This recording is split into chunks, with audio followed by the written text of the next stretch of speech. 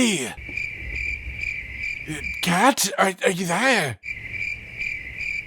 Look, man, I know you're in the wall. Rats, you found me. I, Fukashigi. Right, so you hear anything new recently? Fugen is an uncle. Oh, that makes so much sense. Ladies, gentlemen, and monsters of all ages, I've been talking to the cat that lives in the wall again, and he has had some interesting things to say to me.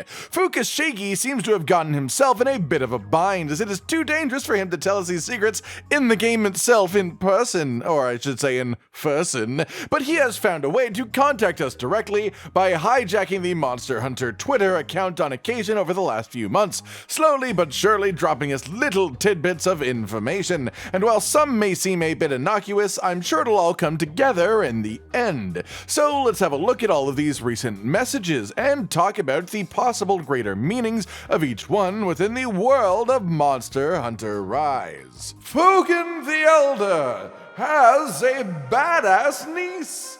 She travels a lot for her training, and I heard she can beat an Azeros with her bare hands. She could shout down a Tigrex and loves to drink too.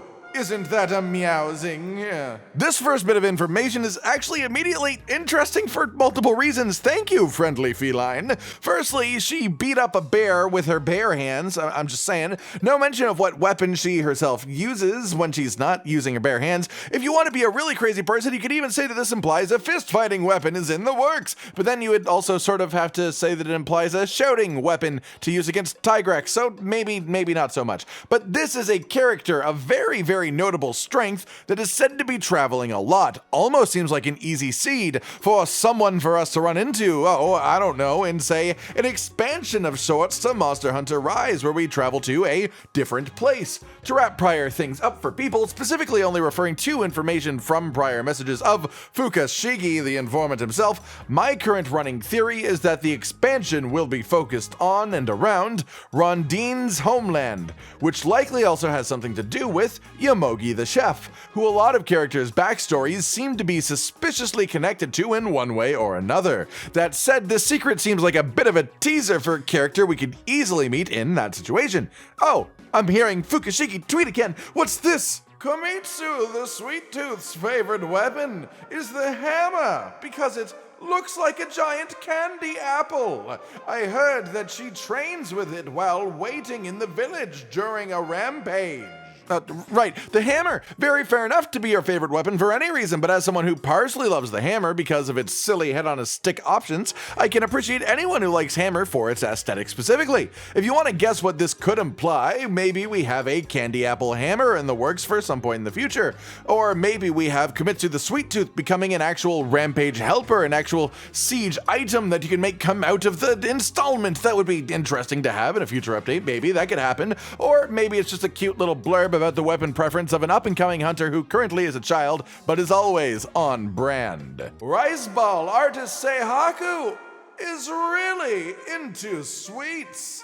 His favorite fruits are apples, and his favorite snacks are candies. He's nothing if not consistent in his tastes.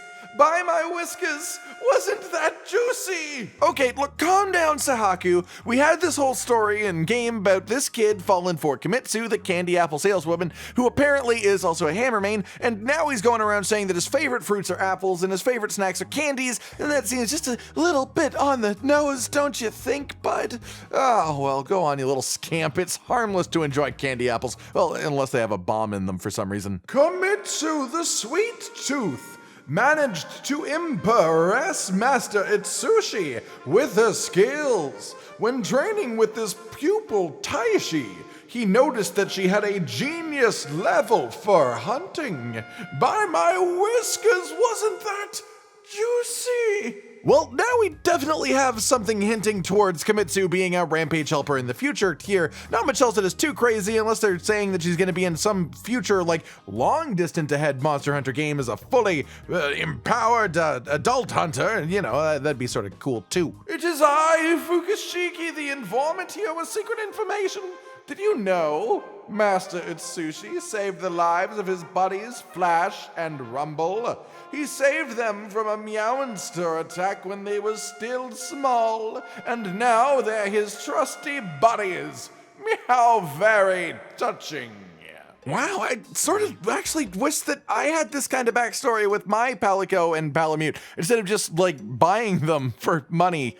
Okay, moving past that, there isn't much speculation here, but it is definitely nice to get this little tidbit about Master Sushi. It fits his personality, I guess, as the sort of current top hunter at the time that we arrive, at least, with many of the rest going into retirement, essentially. They're not really active anymore. Kagero, the merchant, has lots of friends in unexpected places. I mean, he's a traveling Wyverian merchant after all. Some of his friends even saved a whole nation once. By my whiskers! Wasn't that juicy?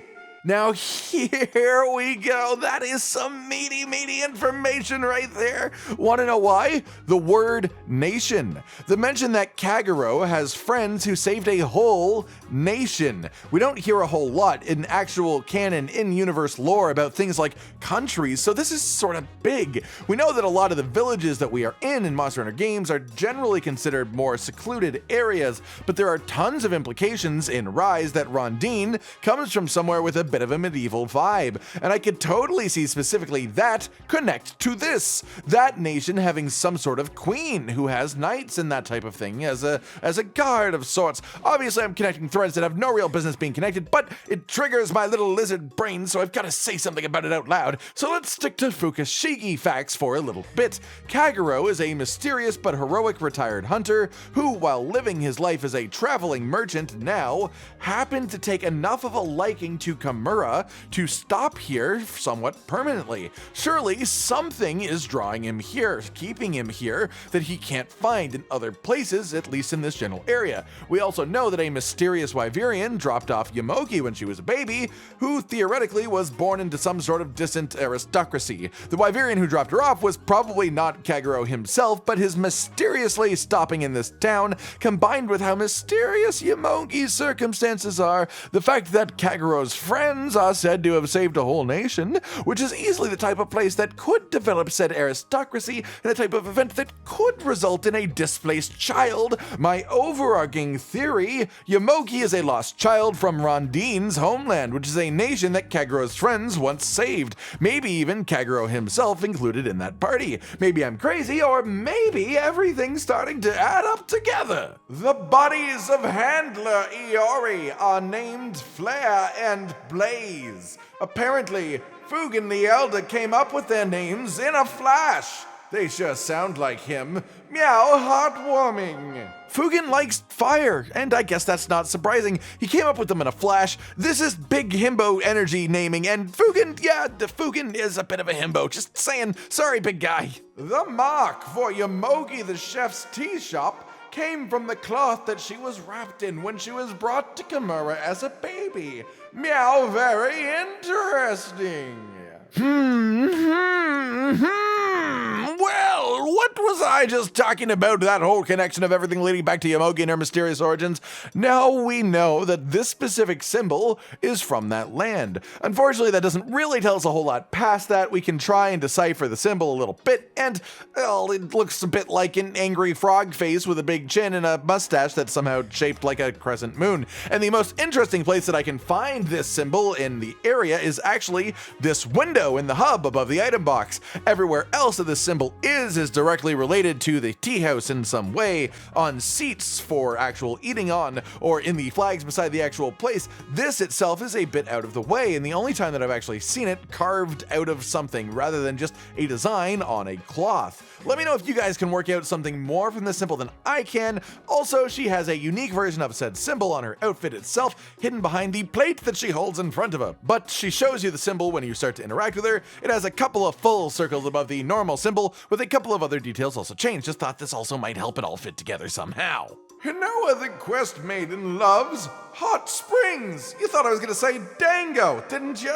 Everybody knows that. I got the real scoops. She'd love to visit Yukimo, a real hotbed for hot springs. Meow, relaxing. Ooh, are you implying the redone Kamura Village area? Well, I highly doubt it. This is probably just one of those nice little lore moments mentioning something about Hinoa and something about a town that we already know within the Monster Hunter world, because it really just adds a lot of depth to Hinoa's character to know that she likes warm water. Absolutely. Minotto, the Hub Maiden, is getting famous overseas. Her drawings were brought over by Rondines, the trader, and her unique style has developed quite the fan art following. By my whiskers, that was juicy.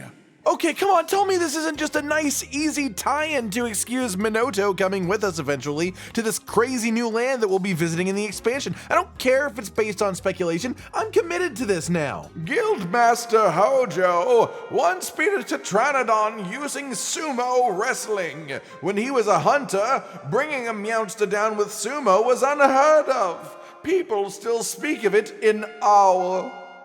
By my whiskers, that was juicy. Okay, hear me out. This sounds like just a funny little lore thing, right? But this line, when he was a hunter, bringing down a Meowster with sumo was unheard of. Why do you have to clarify a specific time for that?